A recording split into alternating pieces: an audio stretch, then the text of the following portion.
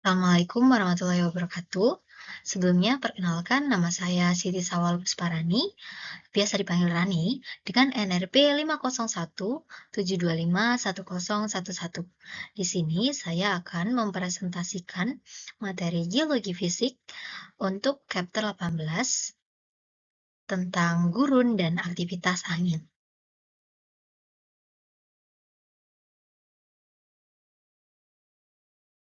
Yang pertama, di sini ada pembagian gurun.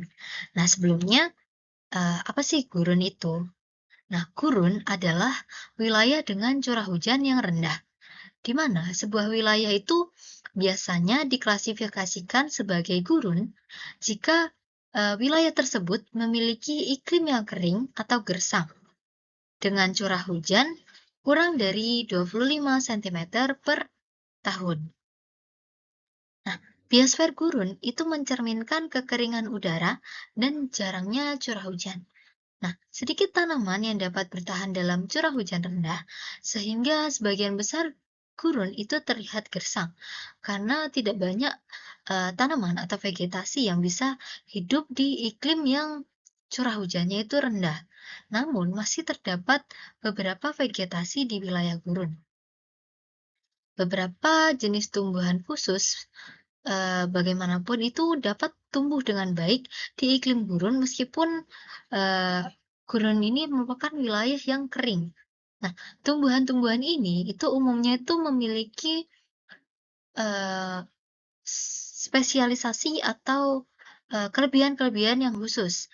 Pada umumnya, tumbuhan-tumbuhan atau vegetasi yang hidup di gurun itu umumnya itu adalah tumbuhan-tumbuhan di mana tumbuhan tersebut itu tahan akan garam dan memiliki sistem akar yang luas untuk menghemat air. Sehingga beberapa vegetasi ini itu ditanam di jarak yang lebar-lebar karena akarnya yang luas tadi itu dapat membantu ia menghemat air. Nah, contohnya pada gambar 18.1 di slide itu merupakan beberapa contoh jenis vegetasi yang ada di gurun.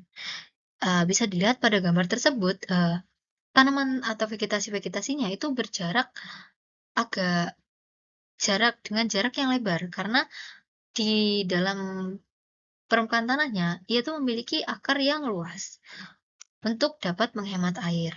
Sehingga tanaman-tanaman atau vegetasi tersebut itu dapat bertahan hidup di gurun yang kering atau gersang. Nah, pada gambar 18.2 itu merupakan sirkulasi udara global di mana panah perah pada itu kan membentuk bumi. Bumi kan seperti itu. Nah, pada garis ekuator itu ada panah merah yang menunjukkan angin permukaan yang sesuai dengan gambarnya itu. Lalu panah biru itu menunjukkan sirkulasi vertikal udara, di mana dia itu akan terus berputar. Lalu udara itu akan tenggelam pada lintang 30 derajat north dan 30 derajat south, ya, dan ada di kutub.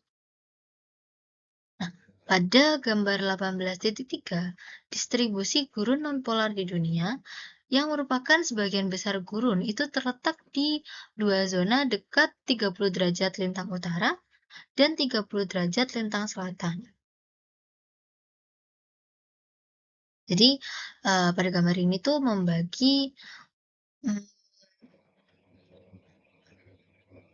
memetakan sebagian besar gunung yang gurun yang kebanyakan itu terletak di dua zona dekat 30 derajat lintang utara dan 30 derajat lintang selatan. Lalu pada gambar 18.4, itu merupakan bayangan hujan yang menyebabkan gurun di sisi hilir pegunungan. Nah, angin itu dominan itu bertiup dari kiri ke kanan. Pada gambar ini juga pada sebelah kanan itu menunjukkan zona wilayah bayangan hujan. Nah, gurun itu berkaitan dengan atmosfer, karena iklim itu disebabkan oleh sirkulasi udara yang biasanya itu kering, di mana gurun, atmosfer, hidrosfer itu saling terkait dalam berbagai cara, di mana air dari hidrosfer itu harus menguap untuk menjadi bagian dari atmosfer. Nah, udara di atas lautan itu cenderung lembab. Jika kondisi ini tuh menyebabkan udara tersebut menjadi kering, sebelum bersirkulasi ke wilayah yang kering, hujan itu tidak akan terjadi.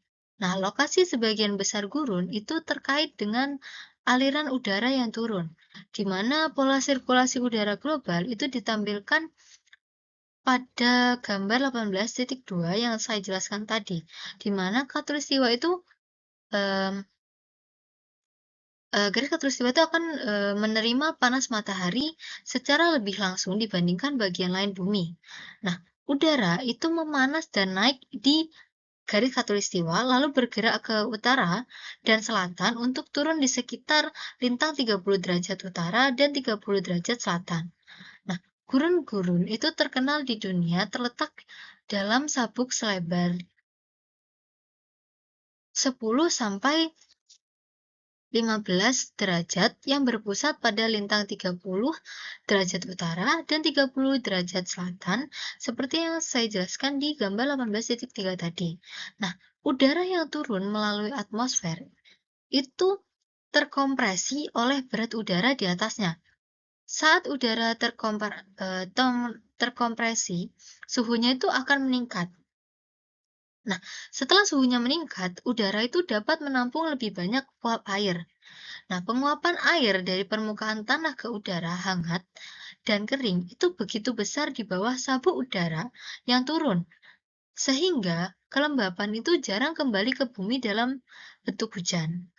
Nah, dua sabuk pada lintang 30 derajat utara dan selatan itu secara khas itu memiliki langit yang cerah, banyak sinar matahari, sedikit hujan, dan evaporasi yang tinggi. Berbeda dengan sabuk yang berpusat pada 30 derajat, khatulistiwa ditandai oleh massa udara yang naik, yang meluas, dan mendingin saat naik. Saat mendingin, udara itu kehilangan kelembapannya, yang menyebabkan langit itu berawan dan curah hujan yang deras. Oleh karena itu, sabuk curah hujan tinggi di khatulistiwa itu memisahkan dua sabuk gurun utama.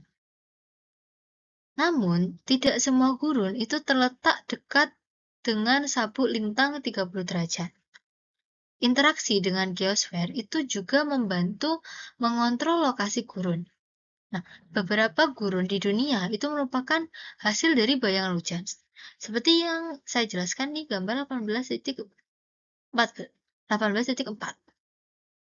Pengaruh pegunungan saat udara, jadi itu karena pengaruh pegunungan, di mana saat udara lembab itu dipaksa naik untuk melewati pegunungan, udara tersebut tuh akan mengembang dan mendingin, sehingga akan kehilangan kelembapan melalui kondensasi saat naik.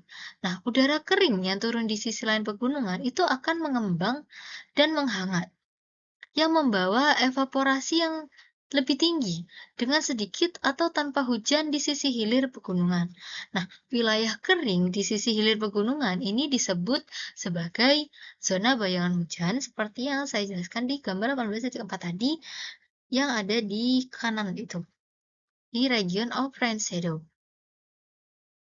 Nah, bagian gurun di barat daya Amerika Serikat seperti di Nevada dan utara Arizona, sebagian besar itu disebabkan oleh efek bayangan hujan dari pegunungan Sierra Nevada di timur California. Nah, jarak yang sangat jauh dari laut itu merupakan faktor lain yang dapat menyebabkan terbentuknya gurun. Karena sebagian besar curah hujan itu berasal dari air yang menguap dari laut. Nah, iklim kering di wilayah gurun luas di Cina itu terletak jauh di utara, garis lintang 30 derajat utara itu disebabkan oleh lokasinya di bagian dalam benua dan efek bayangan hujan dari pegunungan seperti pegunungan Himalaya. Nah, gurun itu juga cenderung berkembang di pantai tropis yang berdekatan dengan arus laut dingin. Nah, arus laut dingin tadi itu mengalir di sepanjang tepi barat benua yang mendinginkan udara di atasnya. Nah, udara laut yang dingin itu menghangat saat bergerak di atas daratan, yang menyebabkan evaporasi yang lebih tinggi dan hujan yang lebih sedikit di pantai. Nah, efek ini tuh akan terutama terlihat di pantai Pasifik, Amerika Selatan, dan pantai Atlantik di Afrika, serta dalam skala yang lebih kecil di Australia bagian barat. Nah, tapi tidak semua gurun itu panas, gersang, dan kering. Ada beberapa gurun yang memiliki udara yang dingin. Nah, udara dingin yang turun di dekat kutub utara dan kutub selatan, seperti pada gambar 18.2, nah, itu menciptakan gurun kutub yang memiliki iklim kering yang disertai oleh lapisan salju atau lapisan es. Nah, seluruh benua Antartika itu merupakan gurun. Begitu pula sebagian besar Greenland dan bagian utara Alaska, Kanada, dan Siberia.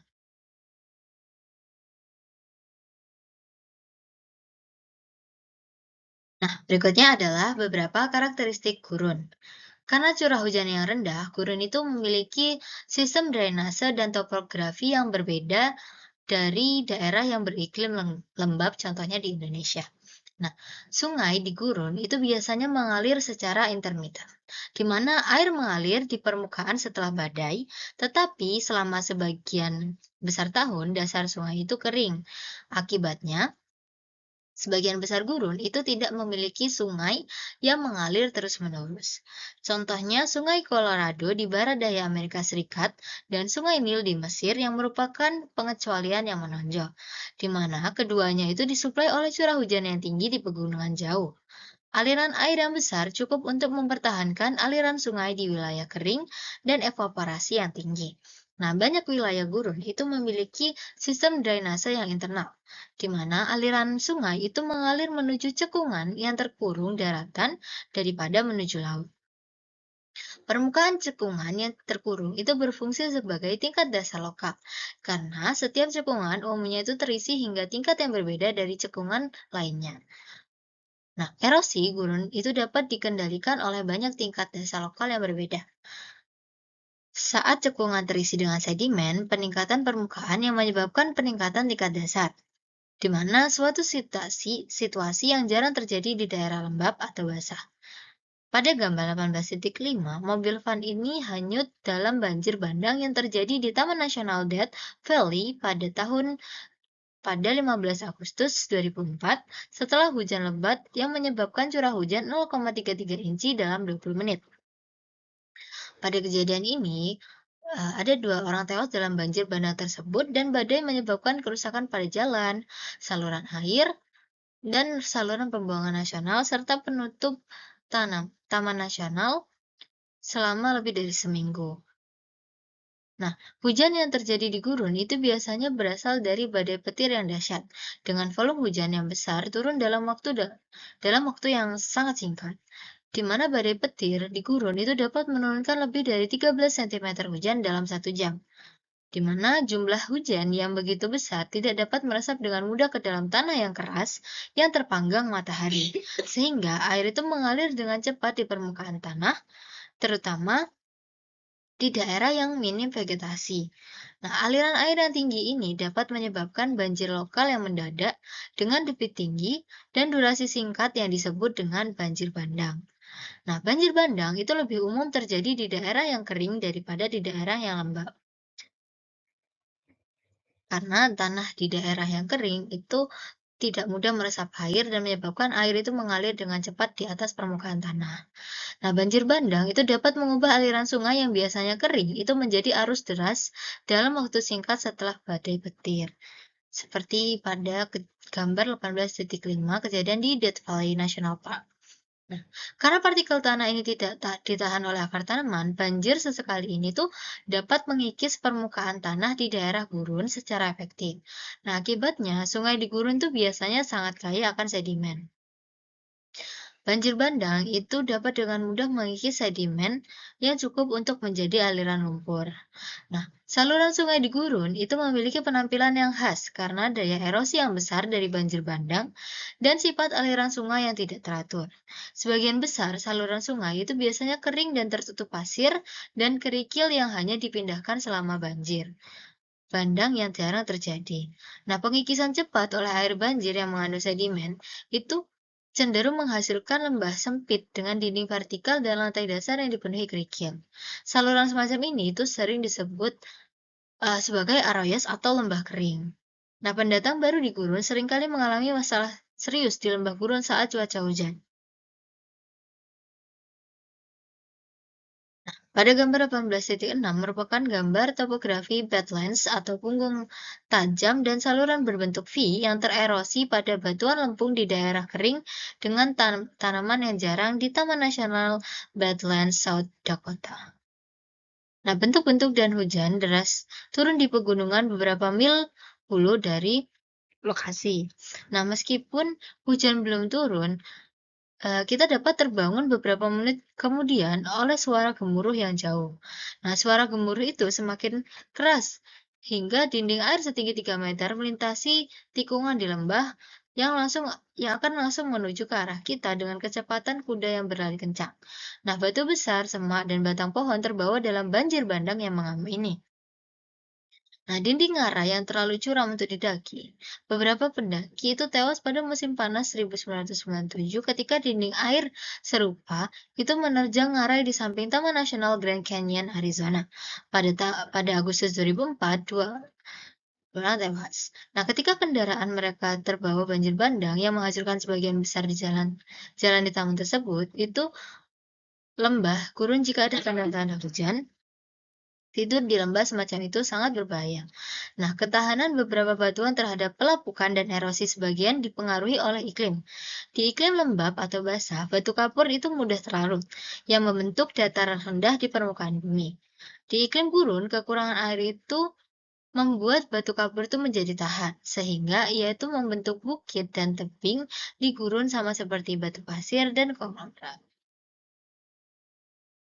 Aliran lava dan sebagian besar batuan beku dan metamorfik itu juga tahan di gurun, di mana batu lempung adalah batuan yang paling tidak tahan di gurun, sehingga biasanya tererosi lebih dalam daripada jenis batuan lain dan membentuk lereng yang lebih landai atau topografi badlands seperti gambar 18.6.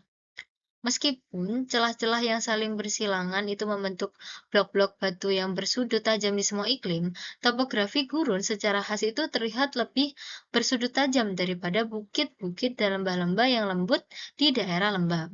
Nah, hal ini itu mungkin disebabkan secara tidak langsung oleh curah hujan yang merendah di gurun. Kekurangan air itu memperlambat proses pelapukan kimia hingga sedikit mineral yang hancur menjadi mineral liat berbutir halus. Nah, tanah menjadi kasar dan berbatu dengan sedikit mineral. Produk yang tererosi, tanaman yang membantu mengikat tanah itu menjadi lapisan yang kohesif di iklim lembab, yang jarang ditemukan di gurun, sehingga tanah gurun itu mudah tererosi oleh angin dan hujan lebat. Nah, pergerakan tanah yang tebal dan berbutir halus ke arah bawah lereng itu sebagian bertanggung jawab atas pelunakan tampilan topografi yang berlekuk di iklim lembab. Dengan tanah yang tipis dan berbatu serta laju pergerakan yang lambat, topografi gurun itu tetap curam dan bersudut tajam. Nah, iklim hanyalah salah satu dari banyak faktor yang menentukan bentuk dan penampilan tanah.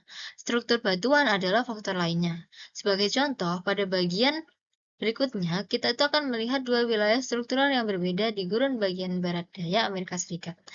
Yang akan saya jelaskan di slide selanjutnya. Berikutnya adalah fitur gurun di bagian barat daya Amerika Serikat. Sebagian besar wilayah barat daya Amerika Serikat itu memiliki iklim kering atau semi kering, yang sebagian karena letaknya itu dekat dengan lintang 30 derajat utara, dan sebagian besar itu karena efek bayangan hujan dari pegunungan Sierra Nevada dan pegunungan lainnya. Nah, di wilayah dengan curah hujan yang rendah ini itu terdapat dua area yang sangat berbeda dari struktur geologinya. Nah, satu area adalah dataran tinggi Colorado dan yang lainnya adalah provinsi provinsi Basin dan Range yang merupakan wilayah pegunungan yang berpusat di negara bagian Nevada. Nah, batas-batas ini ditunjukkan di gambar 18.7 yang saya cantumkan di slide. Nah, pada gambar ini, tahu ke Colorado dan Provinsi Basin dan Range di barat daya Amerika Serikat, itu dataran tinggi Colorado itu terletak di sekitar titik yang dikenal sebagai Four Corners, di mana negara bagian utara, Colorado, Arizona, dan New Mexico itu bertemu di satu titik. Nah, batuan-batuan di permukaan dataran tinggi Colorado itu sebagian besar berupa lapisan sedimen yang datar dengan ketinggian lebih dari 1.500 di atas permukaan laut. Batu-batuan ini itu terpapar dengan baik di Grand Canyon, Arizona. Karena lapisan batuan tersebut berada jauh di atas permukaan laut, batu-batuan tersebut itu rentan terhadap erosi akibat curah hujan yang sedikit di wilayah tersebut. Nah, lapisan batu yang datar dan tahan erosi seperti batu pasir, batu kapur, dan aliran lava itu membentuk dataran tinggi, yaitu wilayah luas dengan puncak datar yang terangkat di atas tanah di sekitarnya dan dibatasi. Nah, setidaknya sebagian itu dibatasi oleh tebing. Seiring erosi mengikis batuan di dasarnya, tebing itu secara bertahap itu tererosi kembali ke dataran tinggi, seperti pada gambar 18.8. Nah, sisa-sisa lapisan batuan tahan erosi itu mungkin tertinggal, yang membentuk dataran tinggi berpuncak datar yang disebut sebagai mesa, atau bukit sempit yang disebut sebagai buttes, seperti pada gambar 18.8 yang A. Nah, mesa itu adalah bukit luas dengan puncak datar yang dibatasi oleh tebing dan ditutupi oleh lapisan batuan yang tahan erosi. Nah, but adalah bukit sempit dari batuan yang tahan erosi dengan puncak datar dan sisi yang sangat curam. Nah, sebagian besar but itu terbentuk melalui erosi berkelanjutan dari mesa. Nah, bagian-bagian negara ini memiliki bukit-bukit yang terisolasi. Nah, dataran tinggi Colorado itu juga ditandai oleh lipatan-lipatan aneh yang berbentuk tangga atau lekukan pada lapisan batuan yang disebut dengan monoklim. Nah, erosi pada monoklim dan lipatan-lipatan yang lain itu meninggalkan lapisan batuan yang tahan erosi yang menonjol di atas permukaan sebagai punggung bukit. Seperti pada gambar 18.9, di mana lapisan batuan yang tahan erosi dan miring tajam itu akan tererosi membentuk hogback, yaitu punggung bukit yang tajam dengan lereng yang curam. Nah, lapisan tahan erosi yang miring dengan sudut landai itu membentuk cuesta, dengan satu sisi curam dan satu sisi landai. Nah, pada dataran tinggi, monocline, hogback, dan cuesta itu tidak unik bagi gurun. Eh, Hal-hal tersebut tuh, adalah fitur permukaan yang ditemukan di semua iklim, tetapi terutama terpapar baik di gurun karena tanah yang tipis dan vegetasi yang jarang. Nah, provinsi Basin dan Range itu ditandai oleh pegunungan yang berbukit-bukit dan terjal, yang dipisahkan oleh dataran lembah yang datar, seperti gambar 18.10 di slide selanjutnya. Nah, blok-blok batuan yang membentuk pegunungan dan lembah-lembah itu dibatasi oleh patahan, yaitu retakan di permukaan tanah di mana telah terjadi pergerakan. Nah, di Provinsi Basin dan Range, pergerakan pada patahan itu telah menurunkan lembah-lembah relatif terhadap pegunungan di sekitarnya untuk mengakomodasi penipisan dan perpanjangan kerak bumi. Nah, topografi yang dikendalikan oleh patahan itu ditemukan di seluruh provinsi Basin dan Range, yang mencakup hampir seluruh Nevada dan bagian-bagian dari negara bagian tetangga serta New Mexico dan sebagian kecil Texas. Nah, jajaran pegunungan yang banyak di provinsi ini itu menciptakan zona bayangan hujan yang beragam dan oleh karena itu iklim yang sangat kering.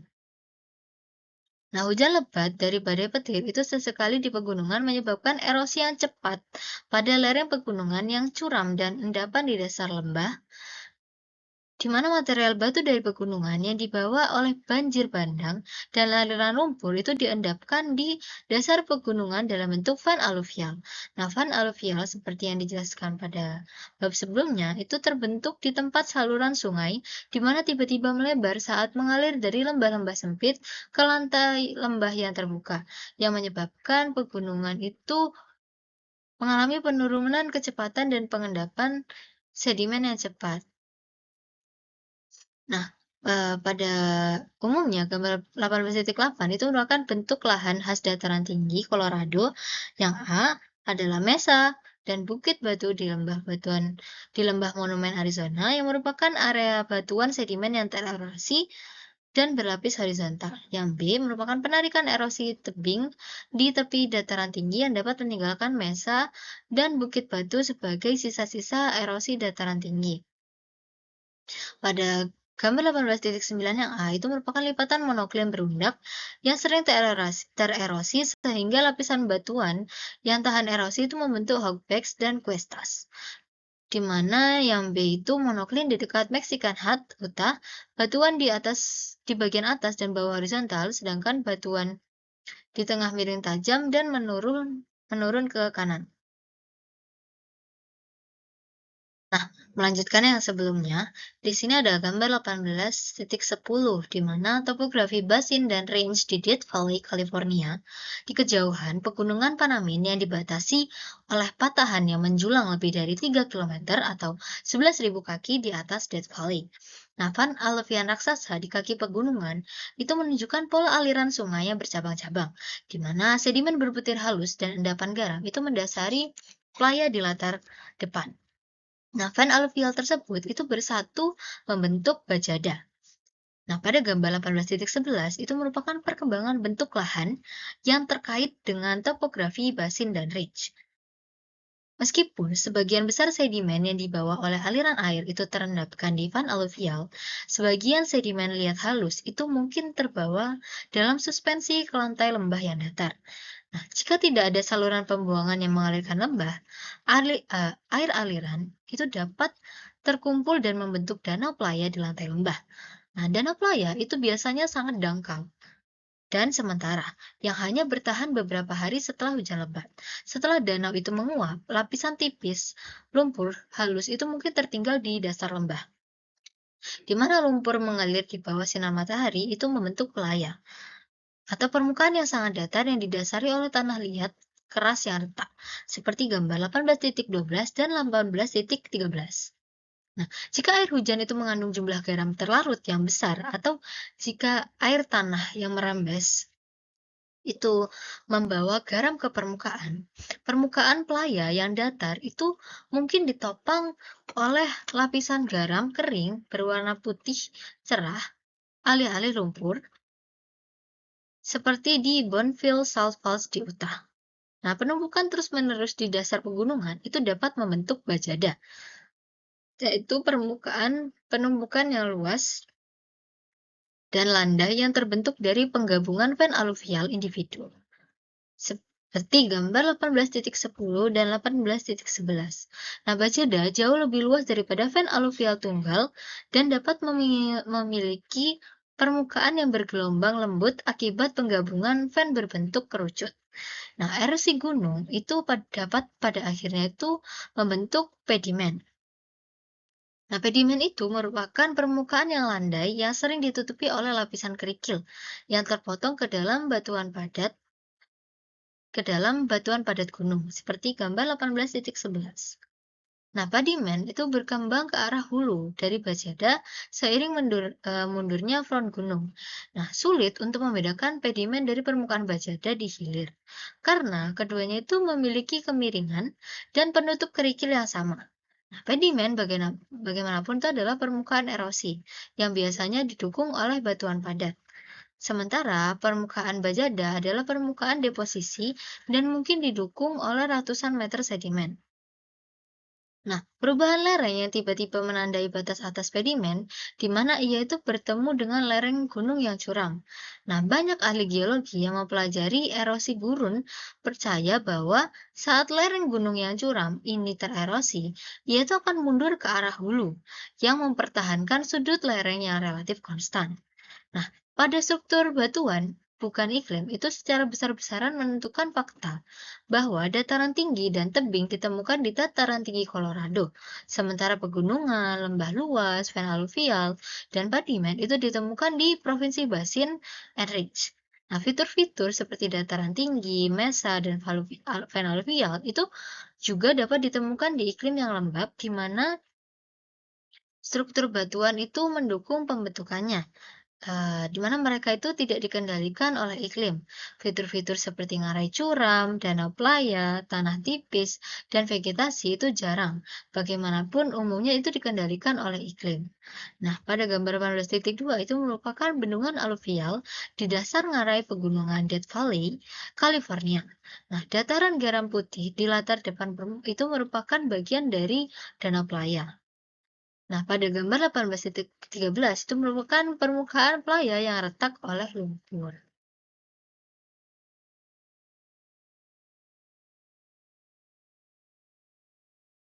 Nah, berikutnya ada aktivitas angin. Yang pertama itu erosi angin dan transportasi. Nah, angin itu menjadi agen penting dalam erosi dan endapan di iklim apapun, asalkan partikel sedimen longgar dan kering.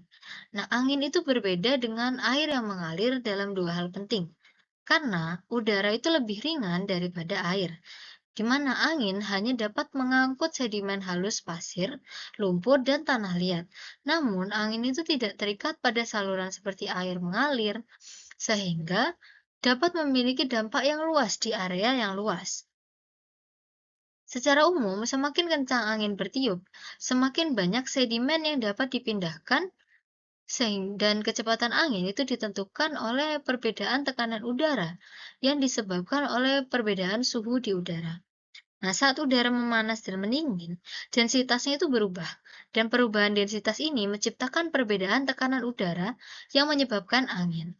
Nah, iklim basah dan awan itu membantu meredam perubahan suhu udara. Tetapi di iklim kering, perubahan suhu harian itu dapat sangat ekstrim. Di gurun, suhu dapat berkisar antara 10 derajat atau 50 derajat Fahrenheit pada malam hari hingga lebih tinggi dari 40 derajat Celcius atau sekitar 100 derajat Fahrenheit itu pada siang hari. Perubahan yang sangat ekstrim ini, pada fluktuasi suhu ini, itu angin itu umumnya itu lebih kencang di gurun daripada di daerah yang lembab. Nah, sering angin itu kecepatannya itu melebihi 100 km per jam atau sekitar 60 mil per jam. Nah, kekurangan vegetasi di gurun yang dapat memperlambat kecepatan angin melalui gesekan itu meningkatkan efektivitas angin gurun. Nah, meskipun angin kencang itu juga terkait dengan hujan lebat dan badai tropis, angin-angin itu jarang mengikis sedimen karena hujan itu akan membasahi permukaan pada sedimen. Nah, sedimen yang basah, berat, dan kohesif itu tidak akan terbawa angin. Nah, sedangkan angin kencang di gurun bagaimanapun itu akan meniup sedimen longgar dan kering, sehingga angin itu menjadi agen erosi yang efektif di iklim kering.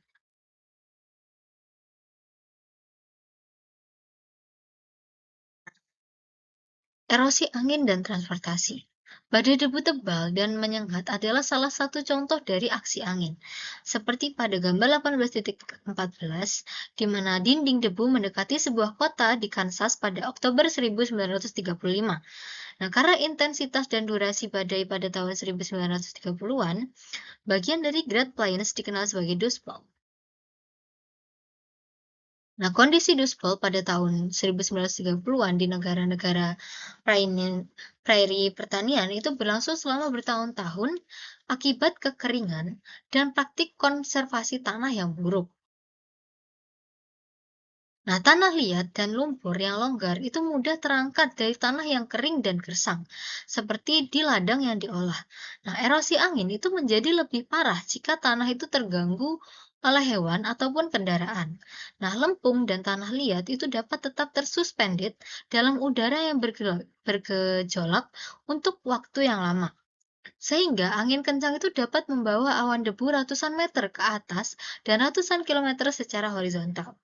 Badai debu pada tahun 1930-an itu seringkali menghalangi sinar matahari tengah hari, sehingga tanah subur hilang di wilayah yang luas, merusak banyak pertanian, dan jalan-jalan serta sungai di hilir itu dipenuhi oleh endapan debu tebal.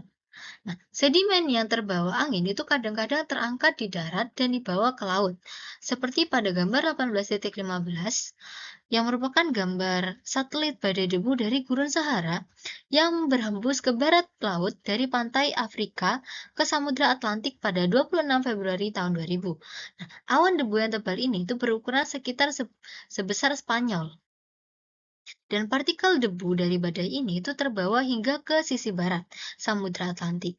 Nah, badai semacam ini itu cukup umum terjadi di Gurun Sahara dan merupakan penyuplai debu terbesar di dunia.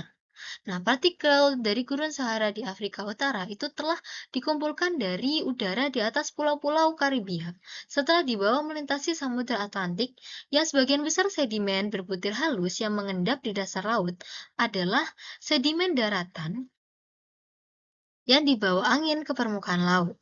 Nah, kapal-kapal yang berjarak 800 km dari pantai itu telah melaporkan endapan debu setebal beberapa milimeter yang menumpuki dek-dek mereka. Nah, abu vulkanik itu dapat dibawa oleh angin sejauh ribuan kilometer. Nah, letusan vulkanik eksplosif itu dapat melontarkan abu lebih dari 15 km ke udara. Nah, abu semacam itu mungkin terjebak ke dalam aliran jet ketinggian tinggi, yaitu sabuk sempit angin kencang dengan kecepatan yang kadang-kadang itu melebihi 300 km per jam.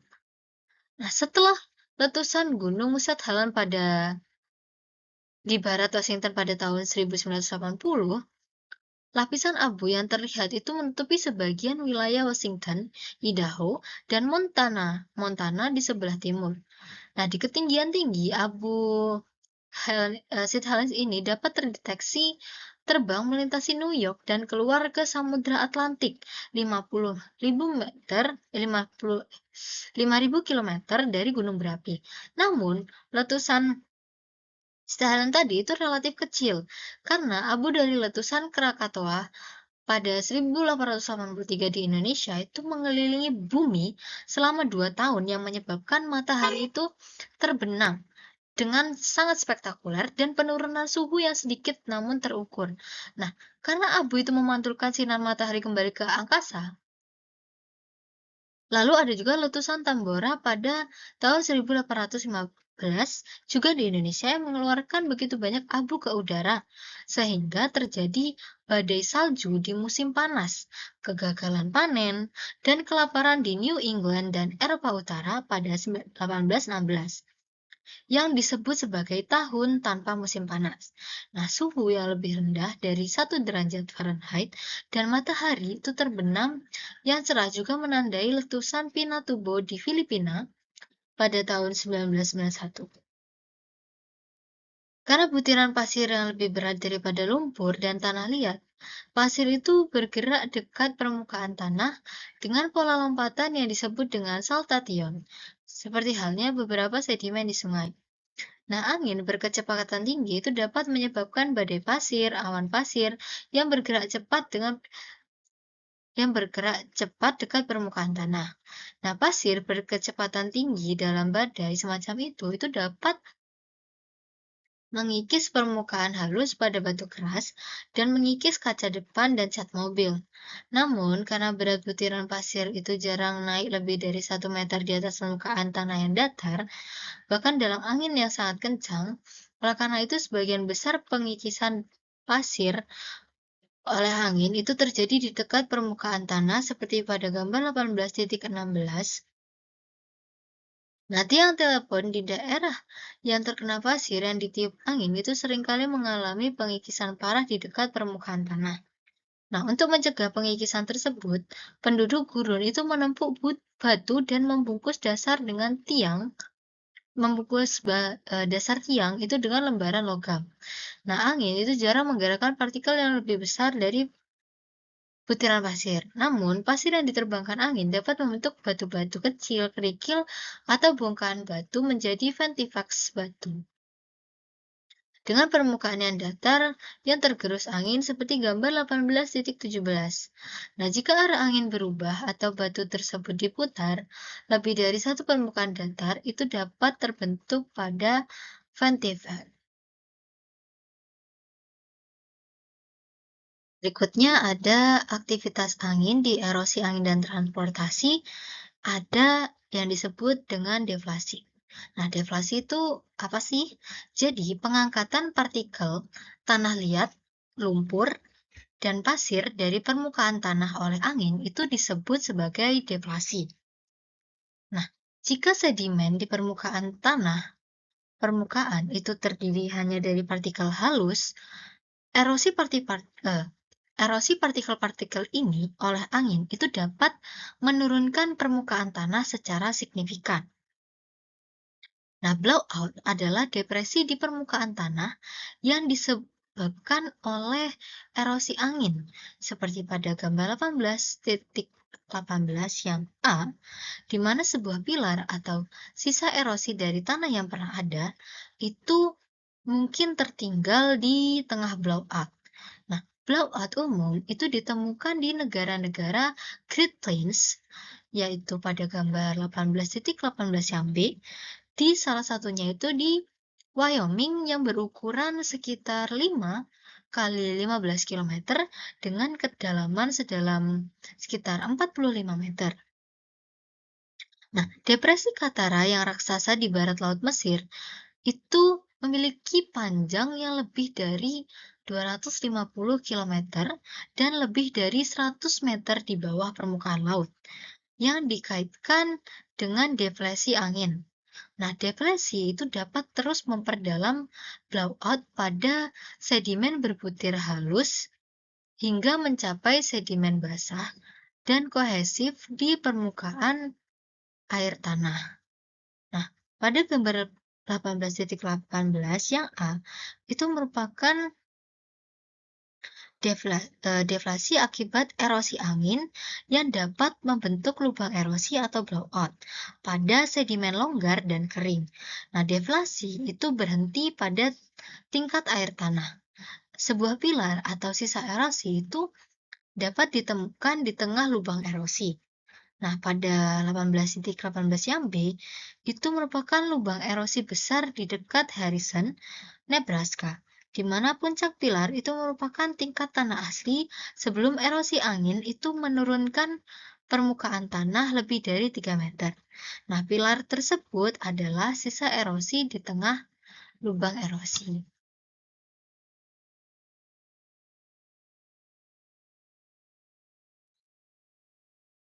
Berikutnya adalah aktivitas angin berikutnya adalah deposisi angin. Yang pertama itu adalah loess. Loess itu adalah endapan lumpur dan tanah liat yang terbawa angin, yang terdiri dari butiran kuarsa, feldspar, dan mineral lain yang belum tererosi, yang berbentuk sudut tajam dan terikat lemah oleh kalsit.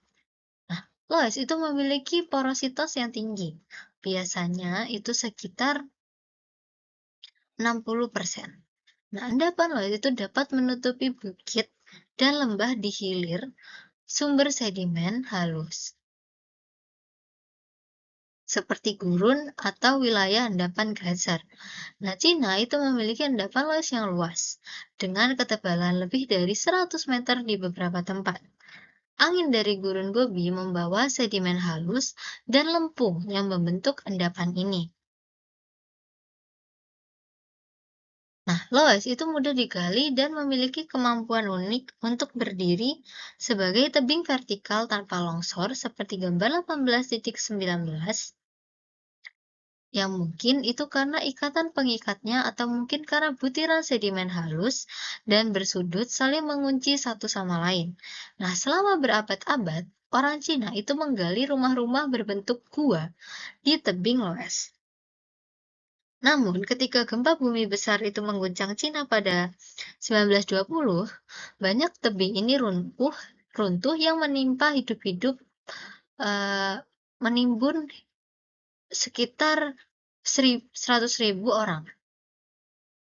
Nah, selama zaman es pada zaman Pleistosen, sungai-sungai yang mengalir di wilayah yang kini menjadi Midwest Amerika Serikat itu mengangkut Midwest Amerika Serikat yang mengangkut dan mengendapkan jumlah besar endapan gletser, yang kemudian angin itu mengikis lumpur dan tanah liat yang semula berupa debu batu gletser. Nah, dari dataran banjir, sungai-sungai ini itu menutupi wilayah luas Midwest dengan lapisan luas seperti pada gambar 18.20, di mana wilayah-wilayah utama yang tertutup luas di Amerika Serikat.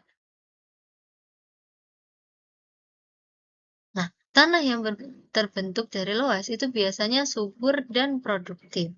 Seperti pada gambar 18-19 merupakan contoh rumah yang dibangun di tebing curam berlapis loess di Tiongkok Tengah.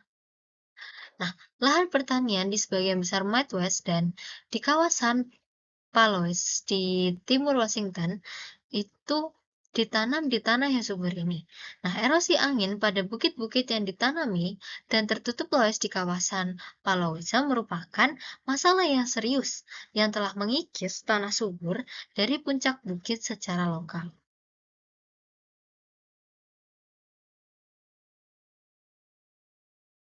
Berikutnya ada gundukan pasir. Bukit pasir adalah gundukan butiran pasir yang longgar yang ditumpuk oleh angin.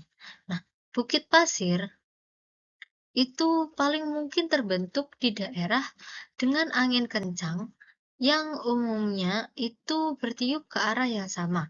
Nah, rumpun bukit pasir terbesar di gurun barat daya Amerika Serikat. Itu lapangan bukit pasir yang lebih luas itu terdapat di beberapa daerah lain gurun di dunia, seperti gurun Sahara di Afrika yang mengandung lautan pasir yang luas.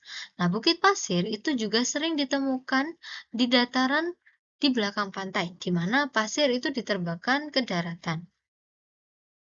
Nah, bukit pasir pantai umum ditemukan di sepanjang pantai Danau Besar dan di kedua pantai Amerika Serikat. Sungai bercabang juga dapat menjadi sumber pasir untuk menjadi lapangan bukit pasir. Nah, komposisi mineral butiran pasir di bukit pasir itu bergantung pada karakter sumber pasir asli dan intensitas pelapukan kimia di wilayah tersebut. Banyak bukit pasir, terutama yang dekat pantai di daerah lembap, yang terdiri sebagian besar dari butiran kuarsa, karena kuarsa itu sangat tahan terhadap pelapukan kimia. Bukit pasir di daratan seperti Grand Dunes National Monument di Colorado itu sering mengandung feldspar yang tidak stabil dan fragmen batu selain kuarsa. Beberapa bukit pasir itu terbentuk sebagian besar dari butiran karbonat, terutama yang dekat dengan pantai tropis. Nah, di White Sand, New Mexico, bukit pasir itu terbuat dari butiran gypsum yang tererosi oleh angin dari dasar danau pelayang. Nah, butiran pasir yang ditemukan di bukit pasir itu umumnya terpisah dengan baik dan bulat karena angin sangat efektif saat mengangkut sedimen. Nah, pasir halus dan lempung di bawah jauh daripada pasir. Nah, dan butiran yang lebih kasar daripada pasir itu tertinggal saat pasir itu bergerak. Hasilnya adalah bukit pasir yang terdiri itu sepenuhnya dari butiran pasir. Umumnya, semua itu hampir sama ukurannya. Nah, kehadiran butiran yang bulat di banyak bukit pasir itu juga mungkin disebabkan oleh pemisahan selektif oleh angin. Nah, butiran bulat itu lebih mudah berguling daripada butiran bersudut, sehingga angin itu mungkin hanya mengangkut butiran bulat dari sumbernya untuk membentuk bukit pasir. Nah, angin itu seringkali secara efektif mengangkut butiran olitik dari pantai karbonat yang terdiri dari campuran butiran olitik dan butiran kerangka. Sebagian besar bukit pasir itu memiliki penampang yang asimetris, dengan lereng yang landai menghadap angin dan lereng yang lebih curam di sisi hilir angin. Nah, lereng hilir angin yang curam pada bukit pasir disebut permukaan lereng, yaitu ada pada gambar 18.21. Nah, pada gambar 18.21 yang A, yang atas itu merupakan sebuah bukit pasir yang terbentuk dengan lereng yang landai di sisi hulu dan lereng yang lebih curam di sisi hilir. Nah, pasir yang tererosi dari sisi hulu bukit pasir itu terendap di lereng hilir yang membentuk lapisan silang. Nah, pergerakan pasir itu menyebabkan bukit pasir itu bergerak perlahan ke arah hilir. Nah, pada yang B itu merupakan angin gurung yang kuat sekitar dengan kecepatan sekitar 60 mil per jam yang bertiup ke kanan mengikis pasir dari sisi hulu bukit pasir yang landai. Nah, pasir tersebut mengendap di sisi lereng yang curam di sebelah kanan. Nah, permukaan ini itu terbentuk dari pasir longgar yang mengalir, yang umumnya itu menjaga kemiringan dengan sudut istirahat. Kemiringan lereng dengan sudut yang istirahat sekitar 34 derajat untuk pasir longgar dan kering. Pasir itu ditiup ke atas lereng landai dan melintasi puncak bukit pasir. Nah, butiran pasir itu jatuh seperti salju ke permukaan lereng saat bertemu dengan udara tenang di sisi hilir bukit pasir. Nah, pasir longgar yang dapat mengendap di puncak lereng longsor itu dapat menjadi terlalu curam dan meluncur sebagai longsoran kecil di releng longsor. Proses ini tuh membentuk lapisan silang yang berkemiringan tinggi di dalam bukit pasir. Nah, ketika ditemukan di batu pasir, lapisan silang semacam ini tuh kuat untuk menunjukkan endapan sebagai bukit pasir. Pada gambar 18.22 itu menunjukkan gelombang angin di permukaan pasir Monument Valley di Utah. Nah, saat melintasi bukit pasir, angin itu mengikis pasir dari lereng hulu yang landai dan menumpuknya di lereng hilir pada permukaan yang miring. Akibatnya, seluruh bukit pasir itu bergerak perlahan ke hilir. Kecepatan pergerakan bukit pasir itu jauh lebih lambat daripada kecepatan angin. Hal ini dikarenakan hanya lapisan tipis pasir di permukaan bukit pasir yang bergerak pada satu waktu. Nah, bukit pasir itu mungkin hanya bergerak sekitar 10 hingga 15 meter per tahun. Namun, selama bertahun-tahun, pergerakan bukit pasir itu dapat menjadi signifikan, di mana suatu fakta yang tidak selalu disadari oleh kita saat membangun rumah dekat dengan bukit pasir itu yang bergerak gitu. Nah, jika bukit pasir itu ditumbuhi rumput atau vegetasi lain, pergerakan itu akan berhenti. Nah, bukit pasir di bagian tengah utara Nebraska adalah bukit pasir terbesar yang terbentuk selama zaman Pleistosen atau Holosen dan telah stabil karena ditumbuhi oleh vegetasi. Nah, perpindahan banyak bukit pasir pantai menuju rumah-rumah pantai dan jalan itu telah dihentikan dengan menanam rumput pantai di atas bukit pasir. Ban kendaraan Don Buggy itu dapat mencabut dan membunuh rumput-rumput liar. Namun, itu memulai kembali pergerakan bukit pasir. Jadi bukit pasir itu akan terus bergerak jika tidak ada vegetasi yang menghalangi. Nah, pasir yang bergerak di permukaan bukit pasir itu biasanya akan membentuk gelombang angin dan gundukan pasir kecil dan rendah yang dihasilkan oleh saltasi butiran pasir seperti pada gambar 18.22. Nah, gelombang ini itu serupa dengan yang terbentuk dalam sedimen oleh arus air. Jika yang ini itu terbentuk oleh angin. Nah, karena pasir itu bergerak tegak lurus terhadap dimensi panjang gelombang, permukaan pasir bergelombang itu menunjukkan arah pergerakan pasir.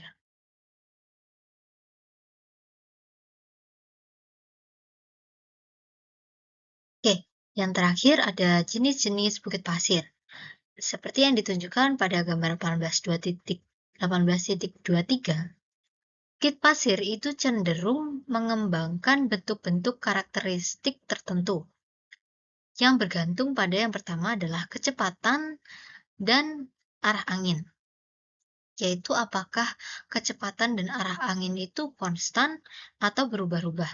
Yang kedua adalah pasokan pasir yang tersedia. Dan yang ketiga adalah bagaimana penutup vegetasi jika ada, dan bagaimana penutup vegetasi tersebut didistribusikan. Nah, di daerah dengan pasokan pasir yang terbatas, jenis bukit pasir yang disebut barchan umumnya terbentuk. Nah, bukit pasir barchan itu berbentuk bulan sabit dengan lereng curam di sisi dalam atau cekung. Tanduk pada bukit pasir barchan itu mengarah ke arah hilir angin seperti pada gambar 18.23 yang A.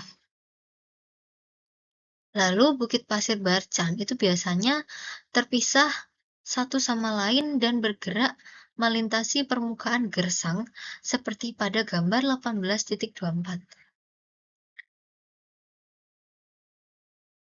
Di mana gambar 18.24 ini merupakan gundukan pasir barchan yang terbentuk di Taman Nasional Skeleton Coast di Namibia. Nah, angin dominan itu bertiup dari kiri ke kanan dan membawa pasokan pasir yang terbatas. Nah, pada gambar 18.23 itu merupakan jenis-jenis bukit pasir yang A, B, C, dan D. Nah, jika pasokan pasir itu lebih melimpah, angin itu dapat membentuk bukit pasir yang transversal, yaitu bukit pasir yang relatif lurus dan memanjang, yang berorientasi tegak lurus terhadap arah angin, seperti pada gambar 18.23 yang B, di mana bukit pasir melintang. Yang A itu bukit pasirnya barchan, yang B itu bukit pasir melintang, dan yang C itu bukit pasir parabola, dan yang D merupakan bukit pasir yang memanjang. Nah, selain pada gambar 18.23, contoh lainnya itu ada pada gambar 18.25, di mana gundukan pasir jenis melintang di Monumen Nasional Great Sand Dunes, Colorado, yang dimana anginnya itu bertiup dari kanan ke kiri. Nah, bukit pasir parabola mirip bentuknya dengan bukit pasir barchan, kecuali bahwa ia itu memiliki lekukan yang dalam dan cembung ke arah hilir. Nah, tanduknya itu mengarah ke hulu dan umumnya itu tertanam oleh vegetasi, seperti gambar 18.23 yang C, yaitu bukit pasir parabola. Nah, bukit pasir parabola itu memerlukan pasir yang melimpah dan umumnya itu terbentuk di sekitar lubang angin. Nah, karena memerlukan pasir yang melimpah dan angin yang kuat, bukit pasir parabola itu umumnya ditemukan di daratan. Dari pantai laut pada gambar 18.26 yang merupakan bukit pasir parabolik di dekat Pismo Beach, California Tengah, di mana angin itu bertiup dari kiri ke kanan, laut dan pantai pasir itu berada tepat di sebelah kiri. Nah, ketiga bentuk bukit pasir ini itu berkembang di daerah dengan arah angin yang stabil dan ketiganya itu memiliki lereng miring di sisi hilir. Nah, salah satu jenis bukit pasir terbesar adalah bukit pasir longitudinal atau SAFE pada gambar 18.23 yang D, itu bukit pasir memanjang atau SAFE.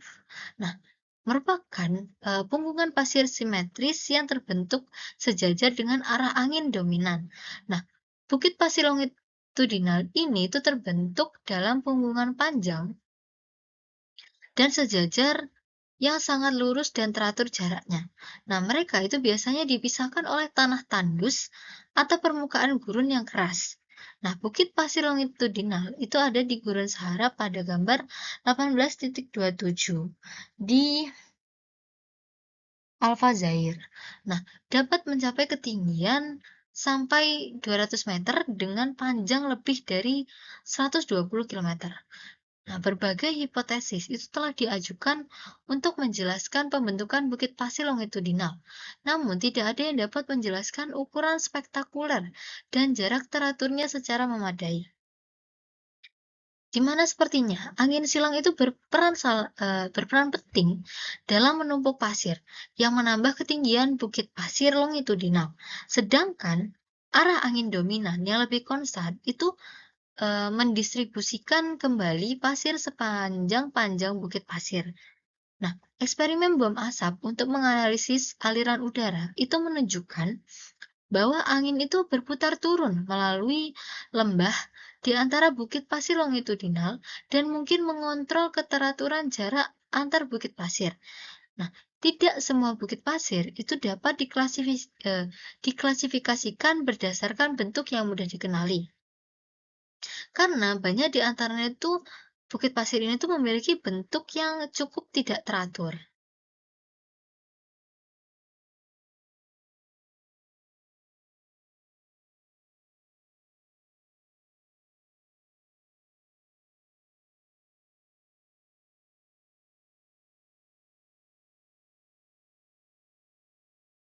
Sekian presentasi untuk chapter 18 tentang angin dan aktivitas angin, tentang pasir dan aktivitas angin oleh saya. Terima kasih. Mohon maaf apabila ada kesalahan. Wassalamualaikum warahmatullahi wabarakatuh.